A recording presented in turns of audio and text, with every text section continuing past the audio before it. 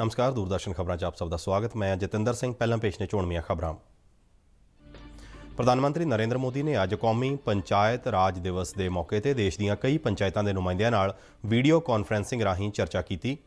ਪ੍ਰਧਾਨ ਮੰਤਰੀ ਨੇ ਯੂਨੀਫਾਈਡ ਗ੍ਰਾਮ ਸਵਰਾਜ ਪੋਰਟਲ ਤੇ ਮੋਬਾਈਲ ਐਪ ਦਾ ਕੀਤਾ ਉਦਘਾਟਨ।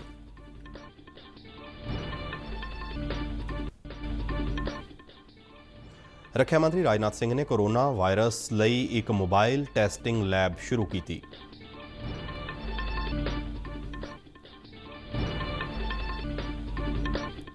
ਕੇਂਦਰੀ ਮੰਤਰੀ ਨਿਤਿਨ ਗਡਕਰੀ ਨੇ ਸਨਅਤਾਂ ਤੇ ਵਪਾਰਕ ਅਦਾਰਿਆਂ ਨੂੰ ਕੋਵਿਡ ਮਹਾਮਾਰੀ ਦੌਰਾਨ ਕੰਮ ਕਰ ਰਹੇ ਕਾਮਿਆਂ ਲਈ ਠਹਿਰਨ ਅਤੇ ਖਾਣ ਪੀਣ ਲਈ ਭੋਜਨ ਦਾ ਪ੍ਰਬੰਧ ਕਰਨ ਦੀ ਕੀਤੀ ਅਪੀਲ।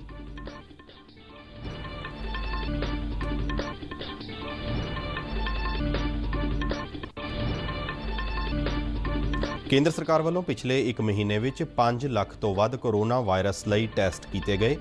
ਦੇਸ਼ ਦੇ 78 ਜ਼ਿਲ੍ਹਿਆਂ ਵਿੱਚ ਪਿਛਲੇ 14 ਦਿਨਾਂ ਤੋਂ ਅਤੇ 12 ਜ਼ਿਲ੍ਹਿਆਂ ਵਿੱਚ ਪਿਛਲੇ 28 ਦਿਨਾਂ ਤੋਂ ਕੋਈ ਕੋਰੋਨਾ ਵਾਇਰਸ ਦਾ ਨਵਾਂ ਮਾਮਲਾ ਸਾਹਮਣੇ ਨਹੀਂ ਆਇਆ।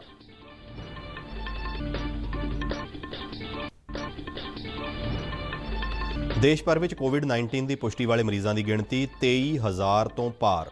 ਹੁਣ ਤੱਕ 4,479 ਮਰੀਜ਼ਾਂ ਨੂੰ ਸਿਹਤਯਾਬ ਹੋਣ ਮਗਰੋਂ ਛੁੱਟੀ ਦਿੱਤੀ ਗਈ। ਕੋਰੋਨਾ ਵਾਇਰਸ ਕਾਰਨ 718 ਮਰੀਜ਼ਾਂ ਦੀ ਮੌਤ।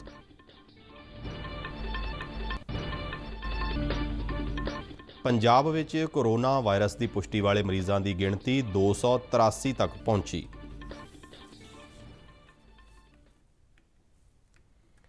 ਤੇ ਹੁਣ ਖਬਰਾਂ ਵਿਸਥਾਰ ਨਾਲ। ਪ੍ਰਧਾਨ ਮੰਤਰੀ ਨਰਿੰਦਰ ਮੋਦੀ ਨੇ ਕੋਰੋਨਾ ਵਾਇਰਸ ਖਿਲਾਫ ਦੇਸ਼ ਦੇ ਪੇਂਡੂ ਖੇਤਰਾਂ ਵੱਲੋਂ ਪਾਏ ਯੋਗਦਾਨ ਦੀ ਸ਼ਲਾਘਾ ਕੀਤੀ ਹੈ। ਉਨ੍ਹਾਂ ਕਿਹਾ ਹੈ ਕਿ ਕੋਰੋਨਾ ਮਹਾਮਾਰੀ ਦੇ ਸੰਕਟ ਤੋਂ ਇਹ ਸਬਕ ਮਿਲਿਆ ਹੈ ਕਿ ਹੁਣ ਦੇਸ਼ ਨੂੰ ਹਰ ਮਾਮਲੇ ਵਿੱਚ ਆਤਮ ਨਿਰਭਰ ਬਣਨਾ ਹੋਵੇਗਾ। ਇਹ ਆਤਮ ਨਿਰਭਰਤਾ ਪਿੰਡਾਂ ਵਿੱਚ ਵੀ ਹੋਣੀ ਜ਼ਰੂਰੀ ਹੈ। ਪ੍ਰਧਾਨ ਮੰਤਰੀ ਨੇ ਕਿਹਾ ਕਿ ਪੇਂਡੂ ਖੇਤਰਾਂ ਵਿੱਚ ਸਮਾਜਿਕ ਦੂਰੀ ਲਈ ਦਿੱਤਾ ਗਿਆ ਨਾਅਰਾ 2 ਗਜ਼ ਦੀ ਦੂਰੀ ਪੇਂਡੂ ਲੋਕਾਂ ਦੀ ਸਿਆਣਪ ਦਰਸਾਉਂਦਾ ਹੈ। ਉਨ੍ਹਾਂ ਅੱਜ ਕੌਮੀ ਪੰਚਾਇਤ ਰਾਜ ਦਿਵਸ ਮੌਕੇ ਦੇਸ਼ ਭਰ ਦੀਆਂ ਕਈ ਪੰਚਾਇਤਾਂ ਦੇ ਨੁਮਾਇੰਦਿਆਂ ਨਾਲ ਵੀਡੀਓ ਕਾਨਫਰੰਸਿੰਗ ਰਾਹੀਂ ਲਾਕਡਾਊਨ ਦੇ ਮੱਦੇਨਜ਼ਰ ਚਰਚਾ ਕਰ ਰਹੇ ਸਨ। ਉਨ੍ਹਾਂ ਕਿਹਾ ਕਿ ਕੋਰੋਨਾ ਮਹਾਮਾਰੀ ਨੇ ਸਾਡੀ ਜ਼ਿੰਦਗੀ ਵਿੱਚ ਕਈ ਤਰ੍ਹਾਂ ਦੇ ਬਦਲਾਅ ਲਿਆਂਦੇ ਨੇ। ਪਹਿਲਾਂ ਅਸੀਂ ਇੱਕ ਦੂਜੇ ਨਾਲ ਮਿਲ ਕੇ ਗੱਲ ਕਰਦੇ ਸਾਂ, ਪਰ ਹੁਣ ਵੀਡੀਓ ਕਾਨਫਰੰਸਿੰਗ ਰਾਹੀਂ ਗੱਲਬਾਤ ਕਰ ਰਹੇ ਹਾਂ। ਉਨ੍ਹਾਂ ਨੇ ਕਿਹਾ ਕਿ ਕੋਰੋਨਾ ਮਹਾਮਾਰੀ ਨੇ ਕਈ ਮੁਸੀਬਤਾਂ ਵੀ ਪੈਦਾ ਕੀਤੀਆਂ ਨੇ ਜਿਨ੍ਹਾਂ ਬਾਰੇ ਕਦੇ ਸੋਚਿਆ ਵੀ ਨਹੀਂ ਸੀ। ਉਨ੍ਹਾਂ ਕਿਹਾ ਕਿ ਇਹਨਾਂ ਮੁਸੀਬਤਾਂ ਦਾ ਸਾਹਮਣਾ ਸਾਰੇ ਦੇਸ਼ ਦੇ ਲੋਕਾਂ ਨੇ ਮਿਲ ਕੇ ਕੀਤਾ ਹੈ ਅਤੇ ਹੁਣ ਦੇਸ਼ ਵੱਲੋਂ ਕੋਰੋਨਾ ਮਹਾਮਾਰੀ ਖਿਲਾਫ ਚੁੱਕੇ ਗਏ ਕਦਮਾਂ ਦੀ ਪ੍ਰਸ਼ੰਸਾ ਵਿਸ਼ਵ ਦੇ ਕਈ ਦੇਸ਼ਾਂ ਵਿੱਚ ਹੋ ਰਹੀ ਹੈ। कोरोना संकट ने अपना सबसे बड़ा संदेश, अपना सबसे बड़ा सबक हमें दिया है, हमें सिखाया है और एक प्रकार से उस रास्ते पर चलने के लिए हमारा दिशा निर्देश किया है। और वो रास्ता क्या है, वो दिशा क्या है? इस कोरोना संकट से हमने अनुभव में पाया है कि अब हमें आत्मनिर्भर बनना ही पड़ेगा। बिना आत्मनिर्भर बने ऐसे संकटों को झेल पाना भी मुश्किल हो जाएगा। ਪ੍ਰਧਾਨ ਮੰਤਰੀ ਨੇ ਇਸ ਮੌਕੇ ਤੇ ਉਹਨਾਂ ਪੰਚਾਇਤਾਂ ਨੂੰ ਵਧਾਈ ਦਿੱਤੀ ਜਿਨ੍ਹਾਂ ਪੰਚਾਇਤਾਂ ਨੂੰ ਚੰਗੀ ਕਾਰਗੁਜ਼ਾਰੀ ਲਈ ਸਨਮਾਨਿਤ ਕੀਤਾ ਗਿਆ। ਉਹਨਾਂ ਦੱਸਿਆ ਕਿ ਹੁਣ ਦੇਸ਼ ਦੀਆਂ 1.25 ਲੱਖ ਪੰਚਾਇਤਾਂ ਕੋਲ ਬ੍ਰਾਡਬੈਂਡ ਦੀ ਸਹੂਲਤ ਪਹੁੰਚ ਚੁੱਕੀ ਹੈ। ਇਸ ਤੋਂ ਪਹਿਲਾਂ ਪ੍ਰਧਾਨ ਮੰਤਰੀ ਵੱਲੋਂ ਇੱਕ ਯੂਨੀਫਾਈਡ ਗ੍ਰਾਮ ਸਵਰਾਜ ਪੋਰਟਲ ਤੇ ਮੋਬਾਈਲ ਐਪ ਦਾ ਉਦਘਾਟਨ ਕੀਤਾ ਗਿਆ।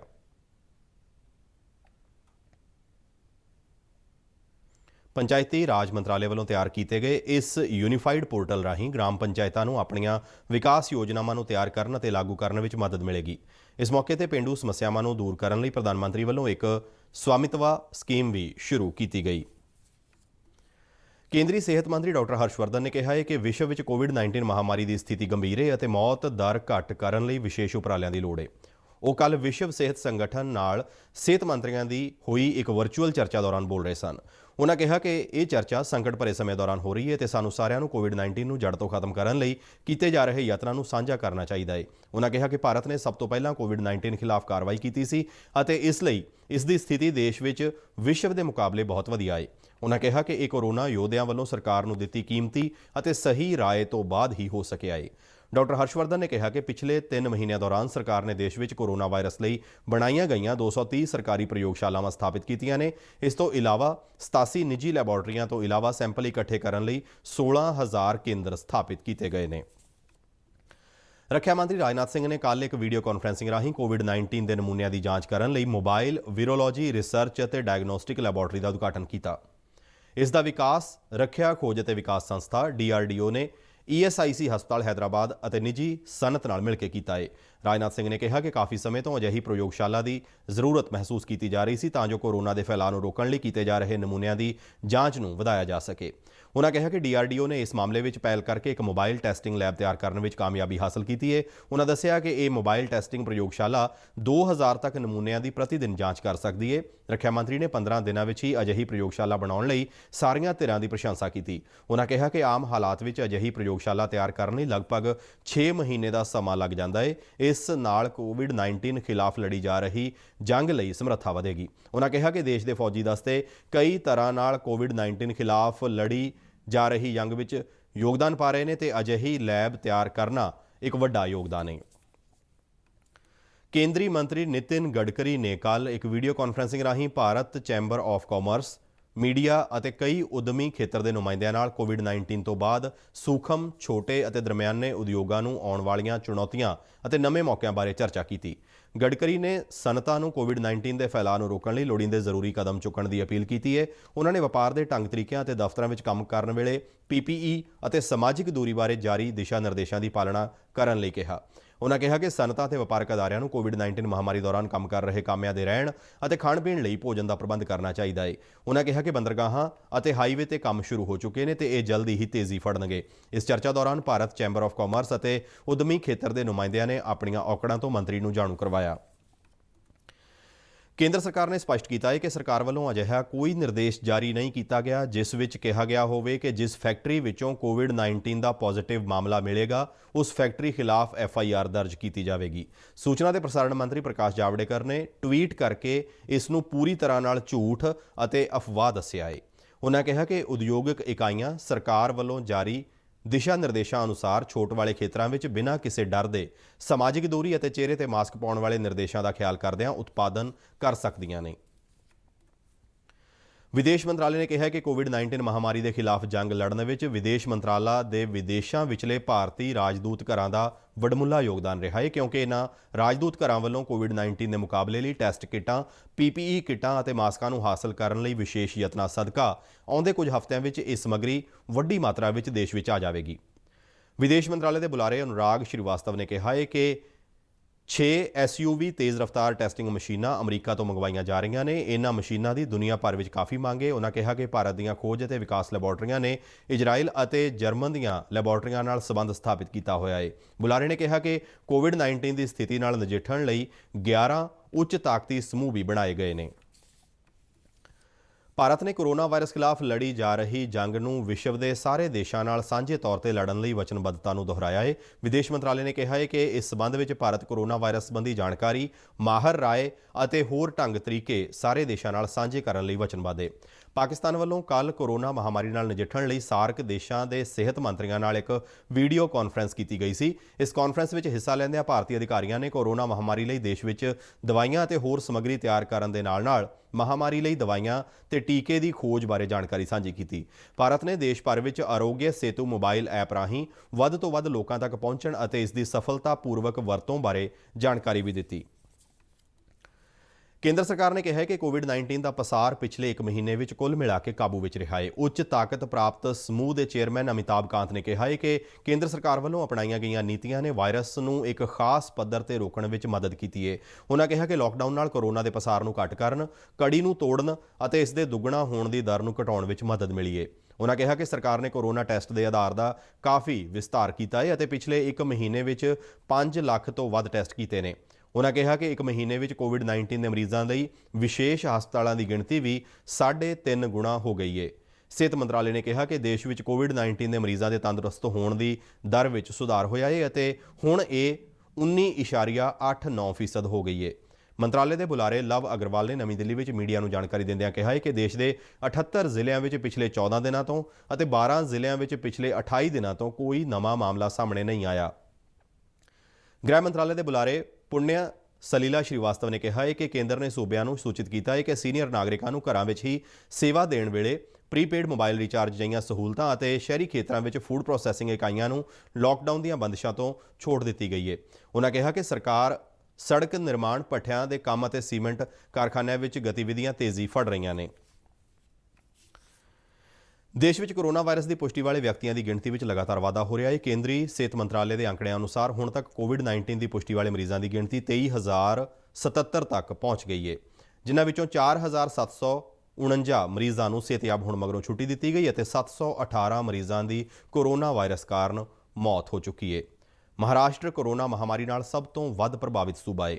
ਇੱਥੇ ਹੁਣ ਤੱਕ ਕੋਰੋਨਾ ਵਾਇਰਸ ਦੀ ਪੁਸ਼ਟੀ ਵਾਲੇ 6,430 ਮਰੀਜ਼ ਮਿਲੇ ਨੇ। ਕੋਰੋਨਾ ਵਾਇਰਸ ਕਾਰਨ ਮਹਾਰਾਸ਼ਟਰ ਵਿੱਚ ਹੁਣ ਤੱਕ 283 ਮਰੀਜ਼ਾਂ ਦੀ ਮੌਤ ਹੋਈ ਹੈ।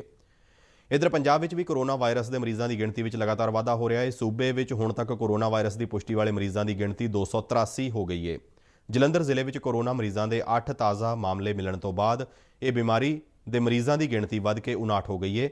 ਇਹਨਾਂ ਵਿੱਚੋਂ 6 ਮਰੀਜ਼ ਸਿਹਤਯਾਬ ਹੋਏ, ਜਦਕਿ ਹੁਣ ਤੱਕ 2 ਮਰੀਜ਼ਾਂ ਦੀ ਮੌਤ ਹੋ ਚੁੱਕੀ ਹੈ।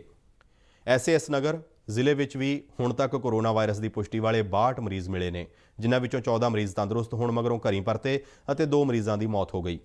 ਪਟਿਆਲਾ ਵਿੱਚ ਕੋਰੋਨਾ ਵਾਇਰਸ ਦੀ ਪੁਸ਼ਟੀ ਵਾਲੇ ਮਰੀਜ਼ਾਂ ਦੀ ਗਿਣਤੀ ਵਿੱਚ ਵਾਧਾ ਹੋਣ ਤੋਂ ਬਾਅਦ ਕੁੱਲ ਮਰੀਜ਼ 49 ਹੋ ਗਏ ਨੇ, ਜਿਨ੍ਹਾਂ ਵਿੱਚੋਂ ਸਿਰਫ ਰਾਜਪੁਰਾ ਵਿੱਚ ਹੀ 30 ਕੋਰੋਨਾ ਮਰੀਜ਼ ਮੌਜੂਦ ਨੇ। ਜ਼ਿਲ੍ਹੇ ਵਿੱਚ ਹੁਣ ਤੱਕ ਸਿਰਫ ਇੱਕ ਮਰੀਜ਼ ਹੀ ਸਿਹਤਯਾਬ ਹੋਇਆ ਹੈ। ਪਠਾਨਕੋਟ ਵਿੱਚ 24, ਲੁਧਿਆਣਾ ਵਿੱਚ 16, ਅੰਮ੍ਰਿਤਸਰ ਵਿੱਚ 13 ਅਤੇ ਮਾਨਸਾ ਵਿੱਚ 11 ਕੋਰੋਨਾ ਵਾਇਰਸ ਵਾਲੇ ਮਰੀਜ਼ਾਂ ਦੀ ਪੁਸ਼ਟੀ ਹੋਈ ਹੈ। ਪੰਜਾਬ ਦੇ ਪੇਂਡੂ ਵਿਕਾਸ ਅਤੇ ਪੰਚਾਇਤ ਮੰਤਰੀ ਤ੍ਰਿਪਤ ਰਜਿੰਦਰ ਸਿੰਘ ਬਾਜਵਾ ਨੇ ਸੂਬੇ ਦੀਆਂ ਸਮੂਹ ਪੰਚਾਇਤਾਂ, ਬਲਾਕ ਸੰਮਤੀਆਂ ਅਤੇ ਜ਼ਿਲ੍ਹਾ ਪਰਿਸ਼ਦਾਂ ਨੂੰ ਕੌਮੀ ਪੰਚਾਇਤੀ ਰਾਜ ਦਿਵਸ ਦੀ ਵਧਾਈ ਦਿੰਦਿਆਂ ਕਿਹਾ ਹੈ ਕਿ ਸੂਬੇ ਦੀਆਂ ਸਾਰੀਆਂ ਪੰਚਾਇਤੀ ਰਾਜ ਸੰਸਥਾਵਾਂ ਕੋਰੋਨਾ ਮਹਾਮਾਰੀ ਵਿਰੁੱਧ ਲੜੀ ਜਾ ਰਹੀ ਜੰਗ ਵਿੱਚ ਅਗਲੀਆਂ ਕਤਾਰਾਂ ਵਿੱਚ ਡਟੀਆਂ ਹੋਈਆਂ ਨੇ। ਬਾਜਵਾ ਨੇ ਕਿਹਾ ਕਿ ਇਹ ਸੰਸਥਾਵਾਂ ਪਿੰਡਾਂ ਦੇ ਬਹੁਮੁਖੀ ਵਿਕਾਸ ਵਿੱਚ ਅਹਿਮ ਯੋਗਦਾਨ ਪਾ ਰਹੀਆਂ ਨੇ। ਮੰਤਰੀ ਨੇ ਕਿਹਾ ਕਿ ਪੰਚਾਇਤੀ ਰਾਜ ਸੰਸਥਾਵਾਂ ਕੁਦਰਤੀ ਆਫਤ ਸਮੇਂ ਵੀ ਨਾ ਸਿਰਫ ਪੇਂਡੂ ਬਲਕਿ ਸ਼ਹਿਰੀ ਖੇਤਰਾਂ ਦੇ ਲੋਕਾਂ ਦੇ ਬਚਾਅ ਅਤੇ ਮਦਦ ਲਈ ਵੀ ਹਮੇਸ਼ਾ ਅੱਗੇ ਆਉਂਦੀਆਂ ਨੇ। ਕੋਰੋਨਾ ਮਹਾਮਾਰੀ ਦੇ ਭਿਅੰਕਰ ਦੌਰ ਵਿੱਚ ਵੀ ਪੰਜਾਬ ਦੇ ਪੇਂਡੂ ਖੇਤਰ ਦਾ ਵੱਡੇ ਤੌਰ ਤੇ ਬਚੇ ਰਹਿਣਾ ਪੰਚਾਇਤਾਂ ਵੱਲੋਂ ਆਪਣੇ ਪਿੰਡਾਂ ਵਿੱਚ ਵਰਤੀ ਗਈ ਸਖਤ ਚੌਕਸੀ ਕਾਰਨ ਹੀ ਸੰਭਵ ਹੋਇਆ ਹੈ।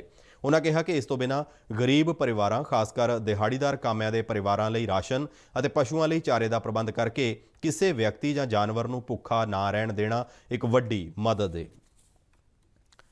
ਪੰਜਾਬ ਸਰਕਾਰ ਨੇ ਗੰਨਾ ਕਿਸਾਨਾਂ ਦੀ ਅਦਾਇਗੀ ਲਈ ਸੂਬੇ ਦੀਆਂ ਸਹਿਕਾਰੀ ਖੰਡ ਮਿੱਲਾਂ ਨੂੰ 50 ਕਰੋੜ ਰੁਪਏ ਜਾਰੀ ਕੀਤੇ ਨੇ। ਸਹਿਕਾਰਤਾ ਮੰਤਰੀ ਸੁਖਜਿੰਦਰ ਸਿੰਘ ਰੰਧਾਵਾ ਨੇ ਕਿਹਾ ਹੈ ਕਿ ਮੁੱਖ ਮੰਤਰੀ ਵੱਲੋਂ ਇਸ ਫੈਸਲੇ ਤੋਂ ਬਾਅਦ ਸ਼ੂਗਰਫੈਡ ਨੂੰ ਪ੍ਰਾਪਤ ਹੋਈ 50 ਕਰੋੜ ਰੁਪਏ ਦੀ ਰਾਸ਼ੀ ਅੱਗੇ ਕਿਸਾਨਾਂ ਦੀ ਅਦਾਇਗੀ ਲਈ ਸਹਿਕਾਰੀ ਖੰਡ ਮਿੱਲਾਂ ਨੂੰ ਜਾਰੀ ਕਰ ਦਿੱਤੀ ਗਈ ਹੈ।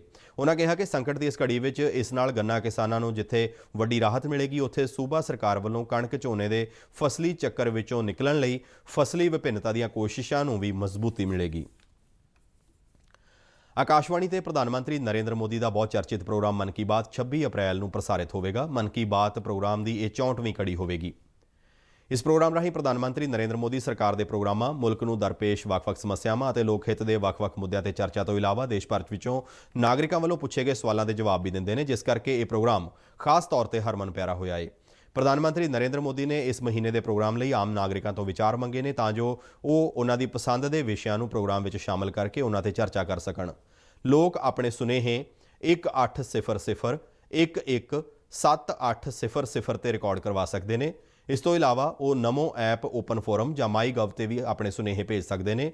ਟੈਲੀਫੋਨ ਨੰਬਰ 1922 ਤੇ ਮਿਸਡ ਕਾਲ ਦੇਣ ਮਗਰੋਂ ਪ੍ਰਾਪਤ ਹੋਣ ਵਾਲੇ SMS ਤੇ ਦਰਸਾਏ ਲਿੰਕ ਰਾਹੀਂ ਵੀ ਸੁਝਾਅ ਦਿੱਤੇ ਜਾ ਸਕਦੇ ਨੇ। ਇਹ ਸੁਝਾਅ ਸ਼ਨੀਵਾਰ ਤੱਕ ਦਿੱਤੇ ਜਾ ਸਕਦੇ ਨੇ। ਦੇਸ਼ਵਾਸੀ ਹਰ ਵਾਰ ਦੀ ਤਰ੍ਹਾਂ ਆਉਂਦੇ ਐਤਵਾਰ 26 ਅਪ੍ਰੈਲ ਨੂੰ ਸਵੇਰੇ 11 ਵਜੇ ਆਕਾਸ਼ਵਾਣੀ ਤੋਂ ਪ੍ਰਧਾਨ ਮੰਤਰੀ ਦਾ ਮਨ ਕੀ ਬਾਤ ਪ੍ਰੋਗਰਾਮ ਸੁਣ ਸਕਦੇ ਨੇ। ਇਸ ਪ੍ਰੋਗਰਾਮ ਦਾ ਦੂਰਦਰਸ਼ਨ ਦੇ ਸਾਰੇ ਚੈਨਲਾਂ ਤੋਂ ਸਿੱਧਾ ਪ੍ਰਸਾਰਣ ਕੀਤਾ ਜਾਵੇਗਾ। ਮਨ ਕੀ ਬਾਤ ਦੇ ਸਿੱਧੇ ਪ੍ਰਸਾਰਣ ਦੇ ਤੁਰੰਤ ਬਾਅਦ DD ਪੰਜਾਬੀ ਤੋਂ ਮਨ ਕੀ ਬਾਤ ਦੇ ਪੰਜਾਬੀ ਭਾਸ਼ਾ ਵਿੱਚ ਰੂਪਾਂਤਰ ਦਾ ਵੀ ਪ੍ਰਸਾਰਣ ਹੋਵੇਗਾ। ਇਸ ਪੰਜਾਬੀ ਰੂਪਾਂਤਰ ਨੂੰ DD ਪੰਜਾਬੀ ਤੇ ਰਾਤ 8 ਵਜੇ ਮੁੜ ਦੇਖਿਆ ਜਾ ਸਕੇਗਾ। ਕੇਂਦਰੀ ਫੂਡ ਪ੍ਰੋਸੈਸਿੰਗ ਮੰਤਰੀ ਹਰਸਿਮਰਤ ਕੌਰ ਬਾਦਲ ਨੇ ਕੱਲ੍ਹ ਬਠਿੰਡਾ ਵਿਚਲੇ ਏਮਜ਼ ਵਿੱਚ ਐਡਵਾਂਸ ਲਾਈਫ ਸਪੋਰਟ ਐਂਬੂਲੈਂਸ ਲੋਕਾਂ ਨੂੰ ਸਮਰਪਿਤ ਕੀਤੀ। ਹਰਸਿਮਰਤ ਕੌਰ ਬਾਦਲ ਨੇ ਦੱਸਿਆ ਕਿ ਇਹ ਐਂਬੂਲੈਂਸ ਅਤਿਆਧੁਨਿਕ ਸਹੂਲਤਾਂ ਨਾਲ ਲੈਸ ਹੈ। ਉਹਨਾਂ ਇਹ ambulance MP local area development scheme ਅਧੀਨ ਏਮਜ਼ ਹਸਪਤਾਲ ਨੂੰ ਉਪਲਬਧ ਕਰਵਾਈ ਹੈ। ਕੇਂਦਰੀ ਮੰਤਰੀ ਨੇ ਕਿਹਾ ਕਿ ਪੰਜਾਬ ਸਰਕਾਰ ਨੂੰ ਕੇਂਦਰ ਵੱਲੋਂ ਪਿਛਲੇ 1 ਮਹੀਨੇ ਦੌਰਾਨ 12,000 ਕਰੋੜ ਰੁਪਏ ਦੇ ਕਰੀਬ ਰਕਮ ਵੱਖ-ਵੱਖ ਸਕੀਮਾਂ ਤਹਿਤ ਮਿਲੀ ਹੈ, ਪਰ ਫਿਰ ਵੀ ਮੋਰਲੀ ਕਤਾਰ ਵਿੱਚ ਕੋਰੋਨਾ ਵਿਰੁੱਧ ਲੜਾਈ ਲੜ ਰਹੇ ਡਾਕਟਰਾਂ ਅਤੇ ਹੋਰ ਮੈਡੀਕਲ ਸਟਾਫ ਨੂੰ PPE ਕਿੱਟਾਂ, ਮਾਸਕ ਅਤੇ ਹੋਰ ਸੁਰੱਖਿਆ ਉਪਕਰਨਾਂ ਦੀ ਘਾਟ ਆ ਰਹੀ ਹੈ। ਉਨ੍ਹਾਂ ਇਲਜ਼ਾਮ ਲਗਾਇਆ ਕਿ ਕੇਂਦਰ ਸਰਕਾਰ ਵੱਲੋਂ 70,000 ਟਨ ਰਾਸ਼ਨ ਪੰਜਾਬ ਨੂੰ ਭੇਜਿਆ ਗਿਆ, ਪਰ ਕਾਂਗਰਸ ਸਰਕਾਰ ਵੱਲੋਂ ਇਸ ਰਾਸ਼ਨ ਦੀ ਸਹੀ ਵੰਡ ਨਹੀਂ ਕੀਤੀ ਜਾ ਰਹੀ। ਹਰਸਿਮਰਤ ਕੌਰ ਨੇ ਪੰਜਾਬ ਦੇ ਮੁੱਖ ਮੰਤਰੀ ਕੈਪਟਨ ਅਮਰਿੰਦਰ ਸਿੰਘ ਦੇ ਉਸ ਬਿਆਨ ਦੀ ਵੀ ਨਿਖੇਧੀ ਕੀਤੀ, ਜਿਸ ਵਿੱਚ ਕੈਪਟਨ ਨੇ ਕਿਹਾ ਸੀ ਕਿ ਨਿੱਜੀ ਹਸਪਤਾਲਾਂ ਵਿੱਚ ਕੋਰੋਨਾ ਇਲਾਜ ਕਰਾਉਣ ਵਾਲੇ ਮਰੀਜ਼ ਆਪਣੇ ਬਿੱਲਾਂ ਦਾ ਭੁਗਤਾਨ ਖੁਦ ਕਰਨਗੇ। ਪਹਿਲੇ ਭੇਜਿਆ ਇਸ ਕੋਰੋਨਾ ਦੀ ਲੜਾਈ ਵਾਸਤੇ, ਉਹਦੇ ਬਾਅਦ ਨੈਸ਼ਨਲ ਹੈਲਥ ਮਿਸ਼ਨ ਨੇ 112 ਕਰੋੜ ਤੁਹਾਨੂੰ ਭੇਜੇ ਫ੍ਰੀ ਆਫ ਕਾਸਟ ਕਿ ਤੁਸੀਂ ਇਸ ਲੜਾਈ 'ਚ ਤੁਹਾਨੂੰ ਇੰਨੇ 500-600 ਕਰੋੜ ਦੇ ਇਲਾਵਾ RDF ਦੇ SDRF ਦੇ 6000 ਕਰੋੜ ਤੁਹਾਡੇ ਕੋਲ ਪਏ ਹੋਏ ਨੇ। ਤੇ ਅੱਜ ਦੀ ਤਾਰੀਖ 'ਚ ਇਹ ਮਹਿੰਗੇ ਟੈਸਟ ਤੇ ਇਲਾਜ ਲੋਕੀ ਆਪ ਕਰਾਉਣ ਤੇ ਤੁਸੀਂ ਉਹਨਾਂ ਪੈਸਿਆਂ ਦਾ ਕਰ ਕੀ ਰਹੇ ਹੋ ਜਿਹੜੇ ਲੋਕਾਂ ਦੇ ਪੈਸੇ ਨੇ। ਬੜੇ ਸ਼ਰਮ ਦੀ ਗੱਲ ਹੈ ਕਿ ਨਾ ਟੈਸਟ ਕਰਾ ਰਹੇ ਹੋ, ਨਾ ਲੋਕਾਂ ਦਾ ਇਲਾਜ ਪ੍ਰੋਪਰ ਹੋ ਰਿਹਾ ਤੇ ਨਾ ਹੀ ਫਰੰਟ ਲਾਈਨ ਹੈਲਥ ਵਰਕਰਸ ਨੂੰ ਜਿਹੜਾ ਉਹਨਾਂ ਦਾ ਬੰਦਾ ਹੱਕ ਹੈ ਕਿ ਉਹਨਾਂ ਨੂੰ ਪ੍ਰੋਪਰ ਕਿਟਸ ਹੋਣ ਤੇ ਪ੍ਰੋਪਰ ਉਹਨਾਂ ਨੂੰ ਤਨਖਾਹ ਹੋਣ। ਹਰਿਆਣੇ ਨੇ ਤਾਂ ਤਨਖਾਹ ਵਧਾਤੀ ਹੈਗੀ, ਕੇਂਦਰ ਦੀ ਸਰਕਾਰ ਨੇ 50 ਲੱਖ ਦੀ ਕੰਪਨਸੇਸ਼ਨ ਐਲਾਨ ਕਰਤੀ ਤੇ ਪੰਜਾਬ ਸਰਕਾਰ ਕੀ ਕਰ ਰਹੀ ਹੈ, ਕਹਿੰਦੇ ਲੋਕਾਂ ਨੂੰ ਕਹਿੰਦੇ ਤੁਸੀਂ ਆਪ ਕਰੋ, ਅਸੀਂ ਪੈਸੇ ਨਹੀਂ ਭਰਾਂਗੇ। ਰਮਜ਼ਾਨ ਦੇ ਪਵਿੱਤਰ ਮਹੀਨੇ ਦੌਰਾਨ ਮੁਸਲਿਮ ਭਾਈਚਾਰੇ ਵੱਲੋਂ ਵਿਸ਼ੇਸ਼ ਨਮਾਜ਼ ਅਦਾ ਕਰਨ ਬਾਰੇ ਧਾਰਮਿਕ ਆਗੂਆਂ ਨੇ ਲੋਕਾਂ ਨੂੰ ਘਰਾਂ ਵਿੱਚ ਹੀ ਰਹਿ ਕੇ ਨਮਾਜ਼ ਅਦਾ ਕਰਨ ਅਤੇ ਸਰਕਾਰ ਦੇ ਦਿਸ਼ਾ ਨਿਰਦੇਸ਼ਾਂ ਦੀ ਪਾਲਣਾ ਕਰਨ ਲਈ ਕਿਹਾ ਹੈ। ਜ਼ਿਕਰਯੋਗ ਹੈ ਕਿ ਰਮਜ਼ਾਨ ਦੇ ਪਵਿੱਤਰ ਮਹੀਨੇ ਦੌਰਾਨ ਮੁਸਲਿਮ ਭਾਈਚਾਰੇ ਵੱਲੋਂ ਵਿਸ਼ੇਸ਼ ਨਮਾਜ਼ ਅਦਾ ਕੀਤੀ ਜਾਂਦੀ ਹੈ। हवाले से जो हिदायत मुसलसल आ रही हैं, अगर हम इस पर पूरी तरह अमल करें तो इस वायरस को जल्द खत्म करने में हम कामयाब हो सकते हैं। रमजान का मुबारक महीना शुरू होने वाला है और रमजान मुबारक के ताल्लुक से उलमा की शरई राय मुल्क के सामने आ चुकी है कि 5 वक्ता नमाजें और तरावी घरों में ही पढ़नी है। ਇਸ ਦੇ ਨਾਲ ਹੀ ਸਾਡਾ ਖਬਰਾਂ ਦਾ ਇਹ ਬੁਲੇਟਿਨ ਸਮਾਪਤ ਹੁੰਦਾ ਹੈ। ਇਜਾਜ਼ਤ ਦਿਓ। ਨਮਸਕਾਰ।